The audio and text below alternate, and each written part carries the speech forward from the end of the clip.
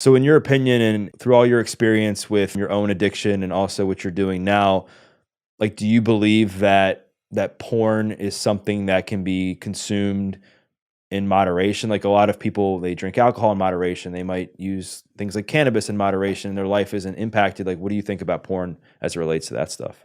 Yeah, man. I mean, I'm torn on kind of two sides of this argument, so I'll share both of them, right?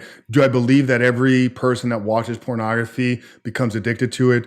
No, right? It's the same thing with any drug or any stimulus. You don't have to get addicted just by consuming something. Now, there is a part of me that sits on this side as well. Like, number one, as a Christian, right? I think that it's just a sin to do this, but also because I've been exposed to the other side of porn, and I know what's happening to the performers. I know what's happening in terms of human trafficking. I understand what's taking place on the other side that I don't think that any man should. So although you may be able to watch pornography and not get addicted, I can't sit here and say that, yes, I'm okay with anybody looking at pornography because I know what is taking place on the other side. And also, man, I mean, I come from a world of high performance. I come from a world of peak performance, of wanting to be the best absolute possible version of yourself. And I think that's a lot of your audiences as well. And I know that's who you are. If ingesting this drug, if consuming this drug as pornography is going to lower my performance by 0.5%, 1%,